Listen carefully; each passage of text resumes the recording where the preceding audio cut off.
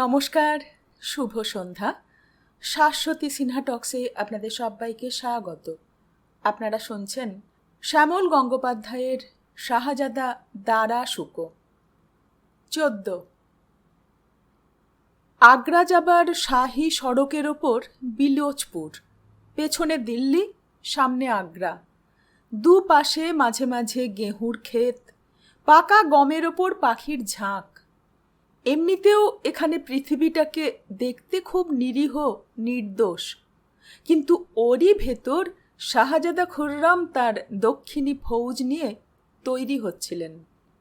গত 5 বছর এই ফৌজ দক্ষিণে বিজাপুর, গোলকুন্ডা, আহমেদনগরের মাঠে প্রান্তরে শাহজাদা খুররামের হুকুমে উঠেছে, বসেছে। মালিক অম্বরকে শায়েস্তা করেছে, হামলার পর হামলা চালিয়েছে। আর এখন হিন্দুস্থানের খোলা প্রান্তরে কড়কড়ে রোদে, ঘামে, গরমে অস্থির হয়ে উঠেছে। ঘোড়া ঘামছে, ঘোড়সওয়ার ঘামছে। অন্যদেরও বা কি আলাদা দশা? দুপুরবেলা চড়া রোদে যেমন হয়ে থাকে। আগাম ঘোড়সওয়ার পাঠিয়ে গাঁয়ে গাঁয়ে হুঁশিয়ারি দিয়েছেন শাহজাদা খুররাম, যে পথ দিয়ে শাহজাদার ফৌজ যাবে তার দুপাশের গাঁয়ের মানুষকে অতি অবশ্যই শাহী সড়কের ওপর রেড়ির ডাল কেটে ঘন করে বিছিয়ে রাখতে হবে আগাম, নয়তো কামানের গাড়ি যাবে কি করে? চাকা বসে যাবে। গাঁয়ের মানুষ জানে শাহী হিন্দুস্থানে থাকতে হলে এই ফৌজি ফরমান মেনে বেগার দিতেই হবে। রেড়ির তেল বের করার পর ডালপালা শুকিয়ে জ্বালানি করা হয়ে থাকে, সেসব তুলে এখন রাস্তায় ফেলতে হচ্ছে। এজন্যেই গাঁয়ের মানুষ এ রাস্তাকে বলে থাকে কাক্কাড়ওয়ালি সড়ক। রেড়ির ডালের নাম কাক্কাড়। এই সড়ক খানিক এগিয়ে সরজুর গা ধরে চলেছে। শাহজাদা খুররাম তাকিয়ে দেখলেন চর পেরিয়েও সরজুর বুকে এখনো অনেকটা জল আছে। তাপ্তি, সরজু, বনস, ঘরঘরা, টোঁস সব নদী দুধারে চর জাগিয়ে জলাধারকে ক্ষীণ করে বসে আছে। কামানের গাড়ি টেনে আনা তাই কঠিন। চরের বালি নয়তো জলে চাকা বসে যাবে।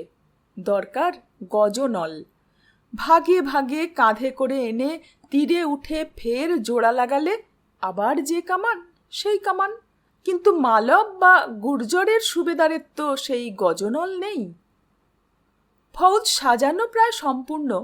শাহজাদা একদম সামনে রেখেছেন বাছাই ঘোড়সওয়ারদের 2টি রিসালা নিয়ে তৈরি একটি ফিকা পর্দা। এই ফিকা পর্দার ঘোড়সওয়াররা এগিয়ে গিয়ে হামলা চালাতে লাগলো। এরা যেমন দক্ষ তেমনই ক্ষিপ্র। এদের ঠিক পেছনেই প্রায় 10,000 ঘোড়সওয়ারের হারবলের মাঝখানটায় হাতির পিঠে শাহজাদা খুররাম, তার পেছনে সারি সারি তোপ। ফিকা পর্দার চৌকস ঘোড়সওয়াররা এগিয়ে গিয়ে উল্টো দিকের ফৌজে হামলা চালিয়েই ফিরে আসছিল। ওদিকে ফৌজ চালাচ্ছেন পাকা মাথার মির্জা আজিজ, শাহজাদা খুররামের বড় ভাই মারহুম শাহজাদা খসরুর শ্বশুর। তার মানে ভাতিজা সুলতান দাওয়ার বক্সের নানা সাহেব।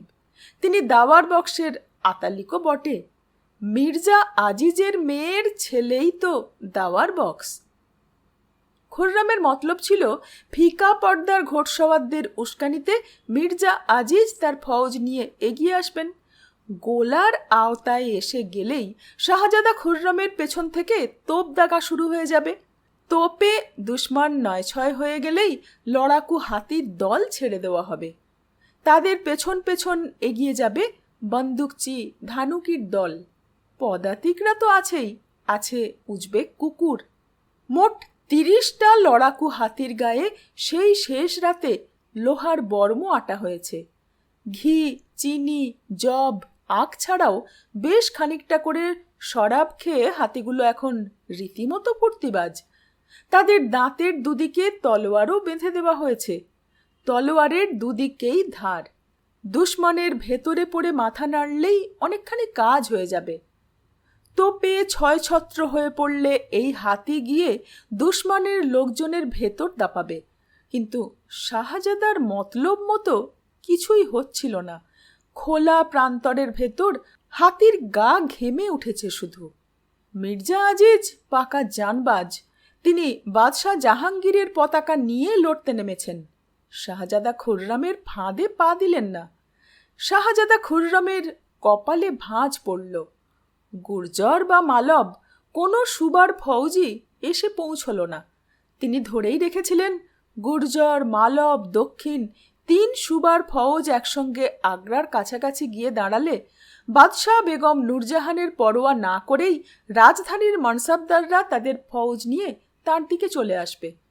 কিন্তু মতলব মতো কিছুই তো হচ্ছে না। কোথায় আগ্রা? এখনও তো বিলোচপুরেই আটকে আছি। আশা করে বসেছিলাম আমরা গিয়ে আগ্রা ঘিরে দাঁড়ালেই লাহোর, দিল্লি, আগ্রা শাহী মনসবদাররা বেগম নূরজাহানের বিরুদ্ধে ঘুরে দাঁড়াবে। হিয়া আল্লাহ, তেরি রেজা। আগ্রার দিক থেকে বিলোচপুর যেতে হলে শাহী সড়কের বাঁদিকে পড়ে সাকেত ছাউনি।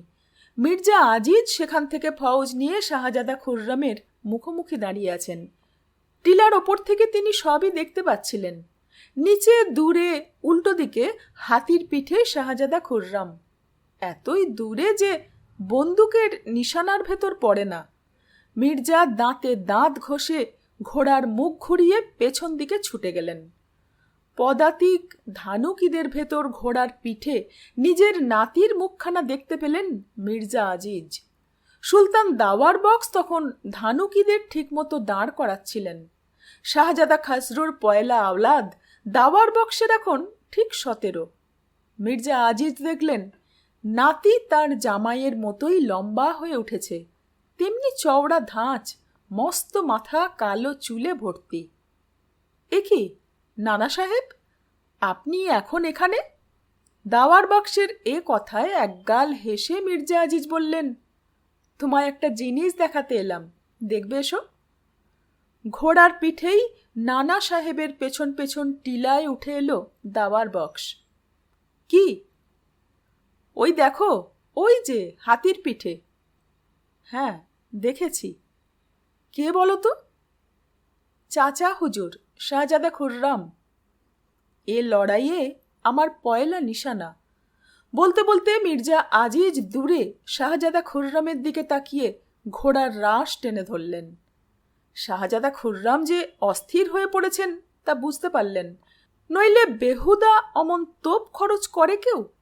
গোলা এসে পড়ছে দুপক্ষের মাঝের ফাঁকা মাঠে। দুপুর শেষ হবার আগেই শাহজাদা খুররামের কাছে খারাপ খবর নিয়ে এলো কাশিদরা। গুর্জর, মালবের কোনো খবর নেই, কিন্তু শাহজাদা পারভেজের আতালিক বাদশাহ জাহাঙ্গীরের বেয়াড়া বাঘ মহাবাদ খা আজমিরের দিক থেকে ভয়ঙ্কর বেগে এগিয়ে আসছেন। তার তোপ গাড়ি টানছে বিকানিরের জবরদস্ত সব উট। এসে পড়লেন বলে মনে মনে খুররাম শাবাশি দিলেন বাদশাহ বেগম নূরজাহানকে। নিজের ঘোর দুশ্মন মহাবাদ খাঁকে ঘুরিয়ে নিজের কাজে লাগাতে পেরেছেন। আগ্রা অনেক দূরে, বরং দিল্লি কয়েক মঞ্জেলের ভেতর। এবার শাহজাদা খুররাম ভাবলেন, ছেলে মেয়েদের সঙ্গে বেগম আরজুমন্দকে দিল্লি পাঠিয়ে দিলে কেমন হয়। কেননা খবর এসেছে আমেরের রাজা মির্জা জয়সিংহ আর দুর্ধর্ষ পাঠান মনসবদার খান জাহান লোদি ফৌজ নিয়ে আগ্রা রওনা হয়েছেন। ওরা বিপদে বাদশার পাশে। শাহজাদা বুঝলেন এখনই ঝড়ের বেগে হামলার পর হামলা চালিয়ে যাওয়া দরকার। এই অবস্থায় আগ্রার দিকে এগোনো মানে শাহী ফৌজের হাতে ধরা দেওয়া। শাহজাদা খুররাম হাতি থেকে নেমে ঘোড়ায় উঠলেন। এখনই একবার রাজা বিক্রমজিৎকে খুঁজে বের করা দরকার। ধানুকি পদাতিকদের ভেতর দিয়ে ঘোড়া ছুটিয়ে চললেন খুররাম। রাজাই তাকে গত 5 বছর ধরে নর্মদার ওপারের হামলার বুদ্ধি দিয়ে, ঘোড়সওয়ার দিয়ে তাগাদ জুগিয়েছে। তারই বুদ্ধিতে শাহজাদা খুররাম এবার আগ্রার দিকে ধাওয়া করে বাগী হয়েছেন। রাজার সঙ্গে এখনই পরামর্শ করা দরকার। পরামর্শ দরকার দারা খাঁয়ের সঙ্গেও। দারা খাঁ সবচেয়ে চৌকস ঘোড়সওয়ারদের নিয়ে একেবারে সামনাসামনি মির্জা আজিজের মুখোমুখি দাঁড়িয়ে। শাহজাদা খুররমের কানের পাশ দিয়ে শীষ তুলে একটা গুলি বেরিয়ে গেল। সেদিকে ভ্রুক্ষেপ না করে শাহজাদা ঘোড়ার পিঠে এগোতে লাগলেন। দুপাশে তারই লোক লস্কর। সারা হিন্দুস্থান জানে বাদশাহ জাহাঙ্গীরের পয়লা শাহজাদা খসরু আর নেই। যদি থাকতেন, একজন অন্ধ শাহজাদা হিন্দুস্থানের কি কাজে আসতেন? শাহজাদা পারভেজ কখনো শাহী ফৌজের হয়ে তলোয়ার ধরেননি। এ কথা হিন্দুস্থানের যে কোনো খেয়াঘাটের পারাপারের মাঝিও জানে। শাহজাদা শাহরিয়ার আজও ডাগরটি হননি। তাই বাদশাহ জাহাঙ্গীরের সবচেয়ে বড় বল ভরসা হিন্দুস্থানের সেরা লড়াকু দক্ষিণে ফাতেজাং সুবেদার শাহজাদা খুররাম। সেই খুররাম বাগী হয়েছেন, আগ্রার বিরুদ্ধে রুখে দাঁড়িয়েছেন। এটা একটা বড় খবর। আগ্রার মান্ডিতে মান্ডিতে গেহু, জব, বাজরা দর পড়ে যাচ্ছে মোহরের কাদার। জাঞ্জিবার, সিরিয়া, তুর্কিস্তান, খোরাসানের ব্যাপারীরা বাজারে পড়ে থাকা মোহর, দিনার তুলে নিতে ব্যস্ত হয়ে পড়েছে। সন্ধ্যের পর যে যার ঝাঁপ বন্ধ করে ভেতরে চুপচাপ বসে থাকে। এর ভেতর 5টি জায়গা আগ্রাকে চাঙ্গা রেখেছে। যোগীপুরায় ফকির সন্তদের ওঠা বসা, চলাফেরা, ধূপধুনোর কোনো খামতি দেখা যাচ্ছে না। খয়রাতপুরায় ভিখারি মিসকিন বেড়েই চলেছে। আর শয়তানপুরায় বেশ কয়েকদিন হলো মেয়েদের ঘরে ঘরে ফৌজি লোকজনদের আমদানি বেড়ে গেছে। কেননা নানান শাহী ছাউনি থেকে জাঙ্কি ময়দানে সামিল হতে যাবার আগে সব ফৌজিকেই একবার রাজধানী আগ্রায় এসে ইয়াদ্দাস্ত করে যেতে হয়। যাবার বেলায় তাদের অনেকেই শয়তানপুরায় ঘুরে যায়। তাতে শাহী খাজানাখানার আয়ও বেড়ে গেছে আচমকা। শয়তানপুরায় মেয়েদের ঘরে বসতে হলে শাহী খাজনা জমা দিয়ে তবে বসা যায়। মকবরাগুলো মোনাজাতে সব সময় সরগরম। আর ভিড়ের কোনো কম নেই হামামগুলোয়। এই 5 জায়গা বাদে বাকি আগ্রা সন্ধ্যের পর প্রায় শুনশান। শাহজাদা খুররাম বিলোচপুরে বাগী হয়ে ওঠার খবরের সঙ্গে সঙ্গে রাজধানী আগ্রা যেন অনেকটাই পাল্টে গেছে। খোদ বাদশাহ জাহাঙ্গীর এখন সকালে দর্শন ঝরকায় এসে দাঁড়ান। বেশ সকালই। দেখা না দিলে পাছে গুজব রটে বাদশার খুব অসুখ, কিংবা বাদশাহ নেই। তাই ভোর ভোর বাদশাকে দেখতে আগ্রার রাস্তায় লোকের কোনো অভাব নেই। দর্শন ঝরকায় দেখা দিয়ে সেলিম জাহাঙ্গীর দরবার খাসে এসে বসলেন। এমন সময় সাধারণত বাদশাহ দরবারে বসেন না, কিন্তু বিলোচপুর থেকে শাহজাদা খুররামের হোটে যাবার খবরটা কাল রাতে শোনার পর থেকেই বাদশাহ খুব খুশ মেজাজে রয়েছেন। দরবারে বসেই বাদশাহ সব শুনতে লাগলেন। প্রথমেই উজিরে আজম আসাফ খাঁ লড়াইয়ের আখবরাত পড়ে শোনাতে লাগলেন। শুনতে শুনতে বাদশাহ চোখ তুলে তাকালেন উজিরে আজমের মুখে। আসাফ খাঁয়ের চোখে কোনো পলক পড়ল না। সেলিম জাহাঙ্গীর মনে মনে বললেন, উজিরে আজম যে যুদ্ধের হার জিতের খবর পড়ে শোনাচ্ছেন, তার একদিকে আপনার বাদশাহ আর একদিকে আপনারই দামাদ, আপনার বাদশারই ছেলে, তার বউ আপনারই মেয়ে। যে তাড়া করে চলেছে সে আমি, যে তাড়া খেয়ে পালাচ্ছে সেও যে আমি। কি অলীক যুদ্ধ, কি আশ্চর্য এই জং! উজিরে আজম আসাফ খাঁ তখন পড়ে যাচ্ছিলেন। দিল্লি থেকে কয়েক মঞ্জিল উজিয়ে বিলোচপুরে বাগে খুররামের ভাগ্য পরীক্ষা হলো। হাত তুলে আসাফ খাঁকে থামালেন বাদশাহ। আর ভালো লাগছে না শুনতে, একটু গান হোক। আজ দরবারে সবাই বুঝতে পারছেন বাদশার মন মেজাজ বেশ ভালোই আছে। দুর্গের সামান বুরুজের পাশে নক্কারখানায় সানাই বাঁশি এইমাত্র থামল। বর্ষাকালের মেঘ ভাঙা রোদ এসে পড়েছে দেওয়ানি খাসের গায়ে খোলা চত্বরে। তার নিচে তাকালেই যমুনার গা ধরে সাজানো আঙুরি বাগ। বাদশাহ জাহাঙ্গীর দূরে বসা একজনকে দেখে বললেন, সেই যে গেয়েছিলেন একবার। লোকটি উঠে দাঁড়ালো। কোন গানটি আলা হাজারাত? সেই যে সকালবেলা গাইলেন। ভৈরবী? টোরি কি ভৈরবী ঠিক বুঝিও না বিলাস খান। আলাম্পানা, এ আপনার নিতান্ত বিনয়। আপনি সবই বোঝেন। আবুল হাসানের ছবি বোঝেন আপনি, নায়েক গোপালের ধ্রুপদ শুনে আপনি তারিফ করেন। ভৈরবী টড়ি তো তুচ্ছ আপনার কাছে। কোন গানটি বলুন তো? সেই যে গেয়েছিলেন, তুসে নাহি বলু। ওহ, এ যে টড়ি, ভোরবেলার গান। টড়ি কি ঠিক আসলে? বাদশার কথায় বিলাস খান গলে গেলেন। হিন্দুস্থানের বাদশাহ জানতে চাইছেন টড়ি রাগটি কি আসলে? এর চেয়ে আনন্দের কি হতে পারে? টড়ি আসলে সবটাই ভৈরবী। তাহলে তাহলে আলাদা নাম কেন? শুধু গান্ধার আর ধৈবাতের একটুখানি লীলা আছে, তাই আলা হাজারাত। নমুনা শুনি। বাদশার এ কথায় সবাই তাকিয়ে পড়ল বিলাস খানের দিকে। তিনি জাহাঙ্গীর বাদশার দরবারি গায়ক, তানসেনের ছেলে। তানসেন গাইতেন আকবর বাদশার দরবারে, সে গানও শুনেছেন বাদশাহ জাহাঙ্গীর। বাদশাহ তাকিয়ে আছেন উজিরে আজম আমির ওমরাহরা। বিলাস খান উঠে দাঁড়ালেন। তাই দেখে সবাই বুঝল বিপদ সামনে। বাদশাহ টড়ি রাগের নমুনা শুনতে চেয়েছেন, আর গায়ক তা না গেয়ে উঠে দাঁড়িয়েছেন। সেলিম জাহাঙ্গীরের ভ্রু কুঁচকে গেল। বিলাস খান উঠে দাঁড়িয়ে বললেন, আমায় ক্ষমা করুন বান্দাগান ই হাজারাত। আসাফ খাঁ চুপ করে থাকতে পারলেন না।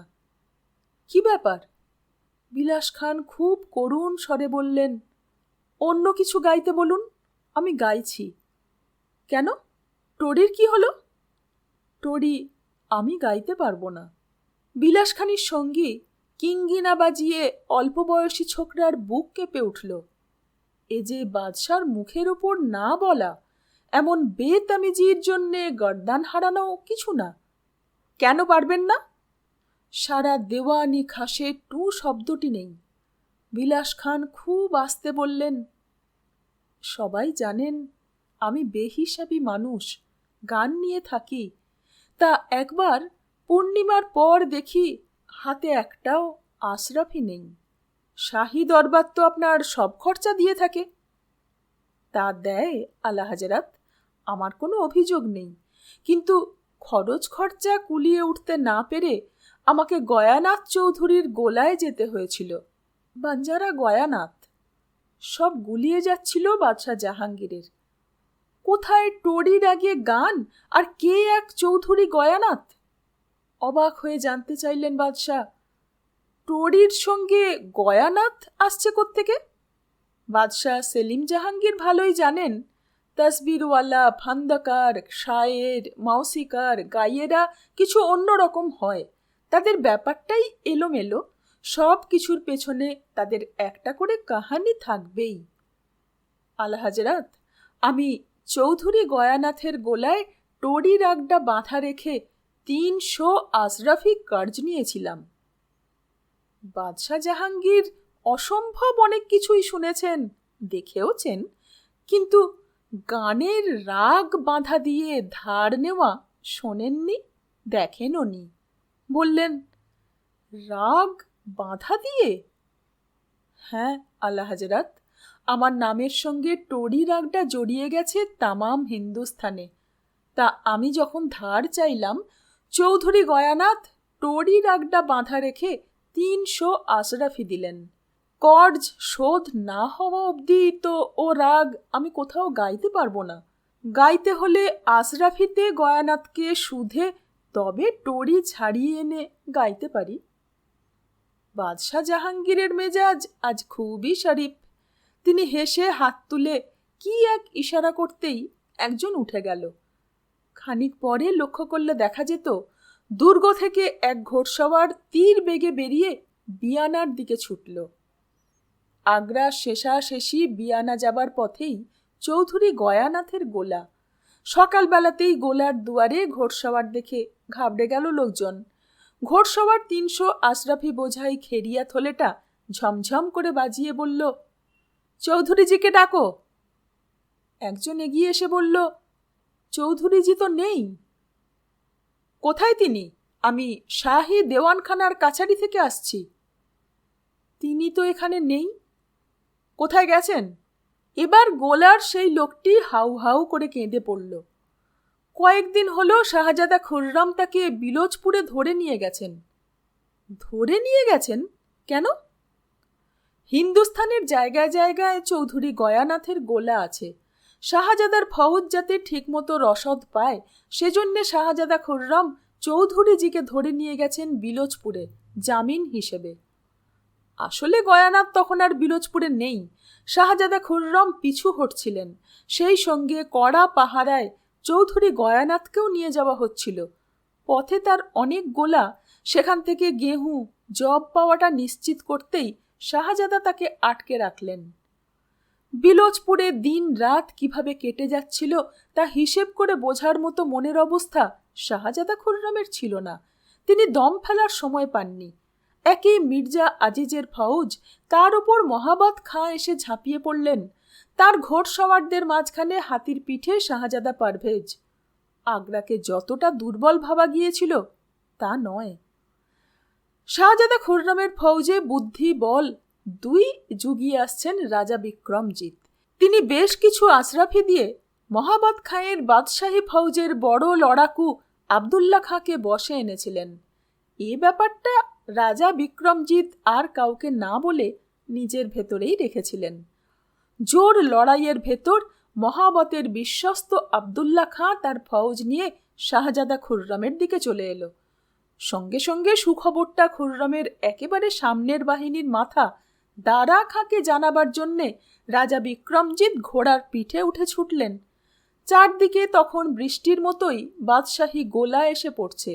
ছুটন্ত রাজা বিক্রমজিৎ তারই একটি গোলায় টুকরো টুকরো হয়ে উড়ে গেলেন। যুদ্ধ করতে করতে পিছিয়ে আসা খুররামের ফৌজিরা হঠাৎ দেখল তাদের পেছনেই লস্কর নিয়ে আবদুল্লাহ খাঁ দাঁড়িয়ে। আবদুল্লাহ খাঁ তো মহাবত খাঁয়ের ডান হাত, সে এখানে কেন? খুররামের লস্কররা ভয় পেয়ে গেল। তাহলে কি আমরা হেরে গেছি? এই আশঙ্কায় ওদের লড়াইয়ের ইচ্ছাই নষ্ট হয়ে গেল। সূর্য তখন সবে হেলেছে। এই গরমে পায়ের পট্টির ভেতর বালি ঢুকে গিয়ে ফোসকা পড়ার দশা। পেছনেই ফৌজ নিয়ে দাঁড়ানো আবদুল্লাহ খাঁ শাহজাদা খুররামের লোক লস্কর ছত্রখান হয়ে ছড়িয়ে পড়ল। হেরে যেতে যেতে খুররাম ঠিক করলেন দক্ষিণে পিছু হটি। কয়েক হাজার খুব বিশ্বাসী ফৌজ নিয়ে খুররাম পিছু হটছিলেন। ছেলে মেয়েদের নিয়ে আরজুমন্দ বানু একটা শেরগির হাতির পিঠে গাদেলায় বসে, পাশে পাশে ঘোড়সওয়ারদের পাহারা। সামনে আবছা জ্যোৎস্নায় বিলোচপুরের প্রান্তর। লম্বা রাস্তা, নর্মদা পেরোলে তবে দম ফেলা যাবে, কিন্তু দম যে ফেটে যাবার জোগাড়। উফ, নর্মদা সে কত দূর! মহাবত খাঁ তাড়া করে ছুটে আসছে। পেছনের লস্কররা গোলার জবাব গোলায় দিয়ে একটু একটু করে পিছু হটছিল। এই কমাস শাহজাদা খুররামের সঙ্গে লড়াইয়ের ভেতরে থেকে থেকে তিনি এখন অনেক কিছু বুঝতে পারেন। আরজুমন্দের মনে পড়ল আগ্রায় থাকতে এই সন্ধ্যার সময় তিনি ছেলে মেয়েদের নিয়ে দুর্গের খোলা চত্বরে আকাশের নিচে দাঁড়াতেন। কখনো বা আঙুরিবাগে ফোয়ারার পাশে বসতেন। তখন ওরা ছুটে ছুটে খেলত। শুধু সুজাঙ্গীর থাকত তার দাদা সাহেবের কাছে। হাতির পিঠে গাদেলাতে আওরঙ্গজেব ঘুমিয়ে পড়েছে। রওশনারা ঢুলুঢুলু, জাহানারা অন্ধকার মাঠের দিকে তাকিয়ে। হাতি চলেছে মাঠ ঘাট ডিঙিয়ে। দারা এক মন দিয়ে মাহুতের হাতি চালানো দেখছিল অন্ধকারে। দুশ্মনের নিশানার ভয়ে কোনো আলো জ্বালানোর উপায় নেই। সুজাঙ্গীর এই সন্ধ্যার কথা কোনো দিন জানবে না। আগ্রায় এখন অন্য চেহারা।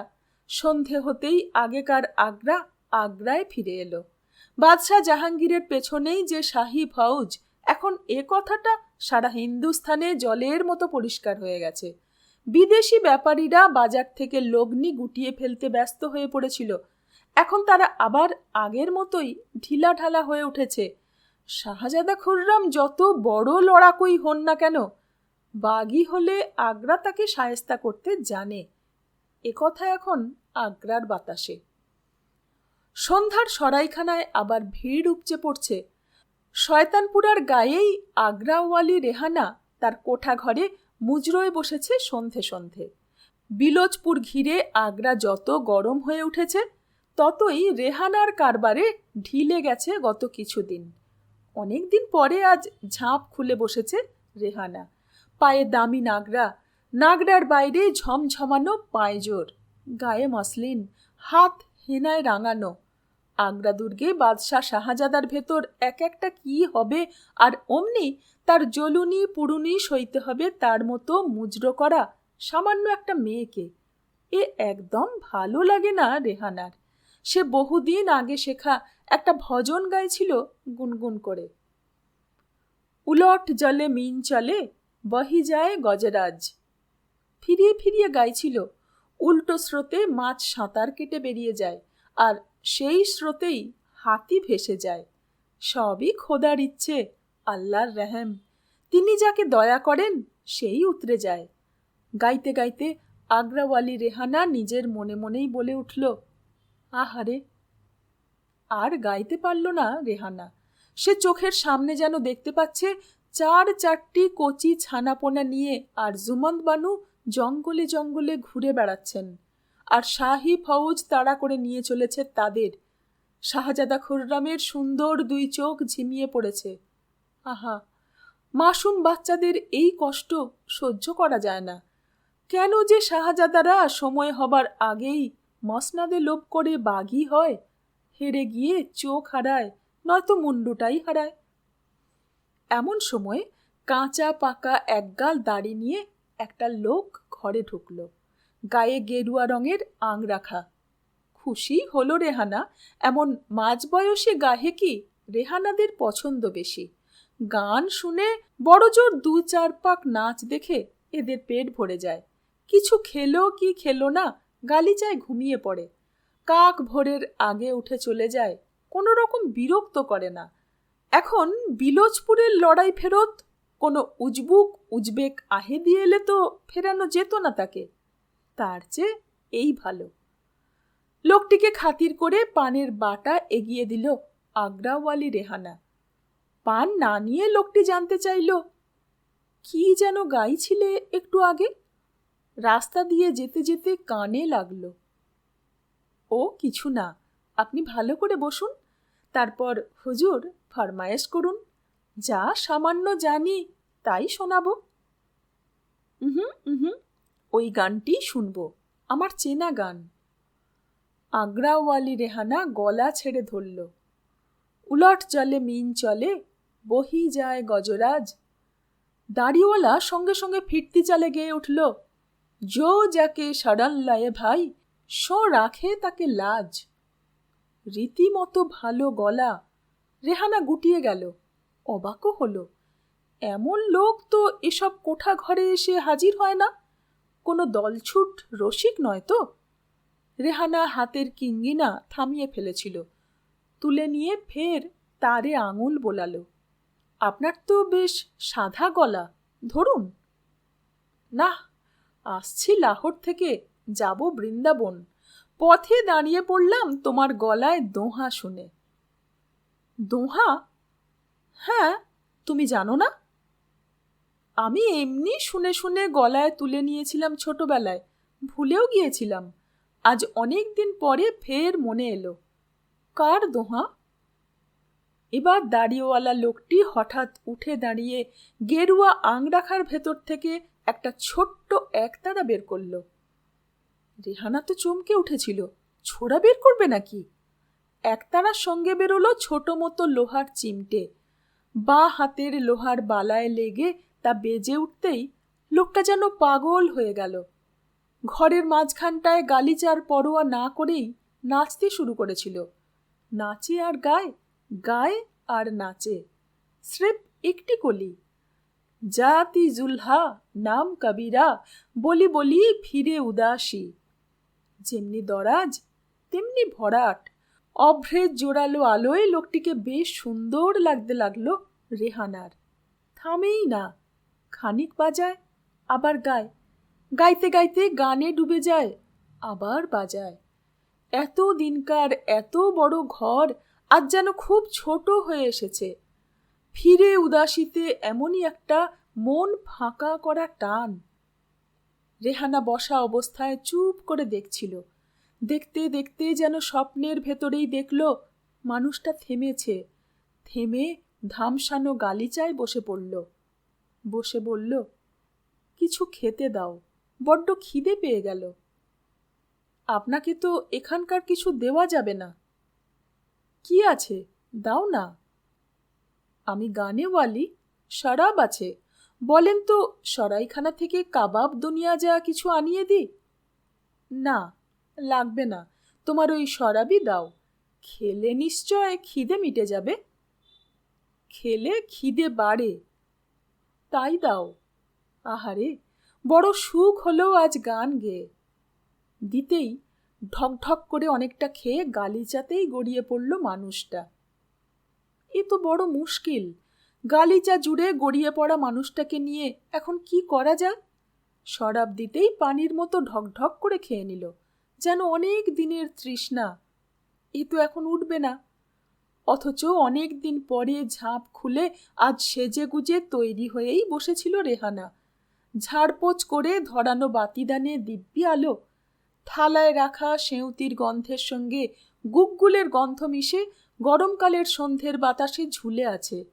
সবই সারাদিনের এই সুন্দর সময়টিতে গাহেক ধরার জন্যে। আর এখন গালিচায় ঘুমন্ত এক মাঝ বয়সী দাড়িওয়ালা, যার একতারা চিমটে দুই গড়াগড়ি যাচ্ছে দুপাশে। এমন দেখে কোনো গাহেক কে ঘরে বসে? রাস্তার দুধারের কোঠাঘর থেকে মুজরোর হাসি, হররা, গান, ঘুঙুরের বোল ভেসে আসছিল। গলির ওপিঠে বিলাস খানের ঘরখানা থেকে রবাব ইদা খানের ভারী গম্ভীর টঙ্কার। সরু গলির পাথুরে রাস্তায় আওয়াজ করে টাঙার যাতায়াত।